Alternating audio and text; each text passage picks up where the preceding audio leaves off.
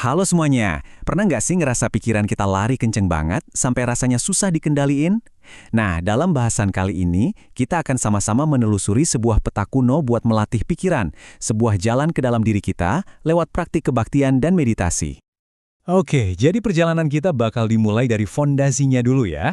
Terus kita bakal lihat praktek penghormatan dari luar yang namanya puja. Dari situ kita akan masuk lebih dalam lewat meditasi, ngelihat dua jalurnya, dan akhirnya kita bakal paham tujuan utamanya mencapai pandangan terang. Oke, kita mulai dari dasarnya dulu. Ya, kayak mau bangun rumah kan, kita perlu fondasi yang kuat sebelum bisa lanjut ke hal-hal yang lebih dalam. Nah, ini dia titik awal kita. Ini nih pertanyaan yang kayaknya kita semua pernah kepikiran deh. Di tengah semua kesibukan ini, gimana sih caranya kita bisa ngelatih pikiran? Ternyata jawabannya itu dimulai dari sebuah kerangka yang sederhana, tapi dalam banget. Kerangka ini namanya praktik kebaktian. Coba deh bayangin, ini tuh kayak payung besar yang menaungi dua aktivitas utama. Yang satu fokusnya keluar buat nyiapin hati, dan yang satu lagi fokusnya ke dalam buat ngelatih pikiran. Yuk kita mulai dengan praktek yang fokusnya keluar, yaitu puja bakti. Ini tuh ekspresi lahiriah dari devosi kita, sebuah langkah penting banget untuk mempersiapkan batin kita. Jadi, puja bakti itu sebenarnya apa sih? Anggap aja ini semacam pemanasan spiritual. Ini bukan cuma soal ritual, tapi ini cara kita secara aktif menumbuhkan rasa hormat dan fokus. Kesiapan mental inilah yang nanti jadi fondasi kuat waktu kita mulai meditasi. Prakteknya sendiri sebenarnya cukup simpel. Pertama, menghormati tiga mustika, Buddha, ajarannya atau Dhamma, dan komunitasnya atau Sangha. Terus dilanjutkan dengan membaca parita, yaitu syair-syair perlindungan yang tujuannya untuk menenangkan dan melindungi pikiran kita dari gangguan. Nah, setelah kita nyiapin kondisi luar dan menenangkan hati, sekarang waktunya kita pindah ke bagian yang paling penting, perjalanan dari luar menuju ke dalam. Ini dia nih titik baliknya. Kalau puja bakti tadi ibaratnya udah nyiapin lahan yang subur, sekarang kita siap buat nanam benihnya di dalam pikiran lewat meditasi. Disinilah pelatihan batin yang sesungguhnya dimulai. Nah, di bagian ini nih, jadi makin seru. Meditasi itu kan sering dianggap cuma satu hal ya, padahal sebenarnya ada dua jalur berbeda yang bisa kita ambil, dan keduanya ini saling melengkapi loh. Jadi di satu sisi ada samatha, yang tujuannya itu buat menenangkan pikiran, terus di sisi lain ada vipassana, yang tujuannya buat mengembangkan pemahaman atau pandangan yang jernih. Ketenangan dan kebijaksanaan dua-duanya penting banget. Coba kita bedah dulu jalur samatha ya. Tujuannya simple, mencapai ketenangan dan konsentrasi. Metode yang paling umum itu anapanasati, di mana kita cukup duduk dan mengamati aliran nafas kita secara alami, nggak perlu diubah-ubah. Pelan-pelan, cara ini ngebantu kita ngenjinakin pikiran yang biasanya liar.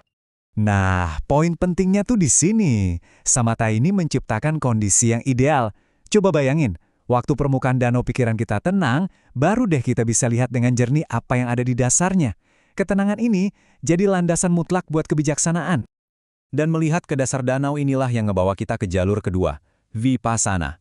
Jalannya untuk mengembangkan pemahaman mendalam tentang hakikat realitas. Vipassana itu bukan soal menciptakan sesuatu yang baru, tapi soal melihat. Melihat apa? Ya, melihat segala sesuatu, pikiran, perasaan, dunia di sekitar kita, persis seperti apa adanya, tanpa filter suka atau nggak suka dari kita. Wawasan pertama yang biasanya muncul itu anicca, atau ketidakkekalan. Lewat pengamatan yang teliti, kita mulai sadar, bukan cuma di kepala ya, tapi sadar secara mendalam, bahwa segala sesuatu, dari suara di kejauhan sampai perasaan kita sendiri, itu terus-menerus berubah. Nggak ada yang abadi. Nah, karena kita paham semuanya nggak kekal, secara alami ini membawa kita ke wawasan tentang dukkha. Logis kan? Kalau semuanya berubah, ya setiap usaha kita buat menggenggamnya erat-erat, pasti ujung-ujungnya bakal bikin kecewa atau nggak puas. Inilah akar dari penderitaan.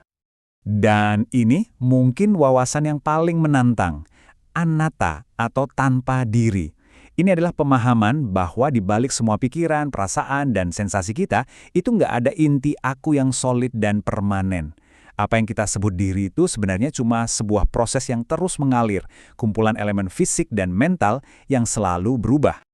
Jadi, ketika tiga wawasan ini, anicca, dukkha, dan anatta, benar-benar klik di dalam diri kita, itulah yang disebut sebagai pandangan terang.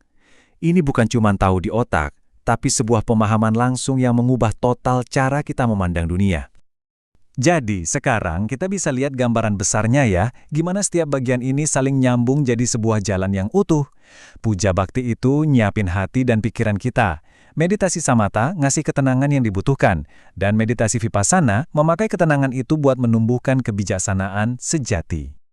Jadi, sebagai penutup, coba deh kita tanyain ini ke diri kita sendiri. Dengan memahami dua jalur meditasi ini, kita bisa bertanya, hari ini pikiran saya lagi butuh apa sih? Butuh ketenangan dari samatha atau butuh pemahaman dari vipassana? Mungkin juga keduanya, sebuah pertanyaan yang bagus untuk direnungkan.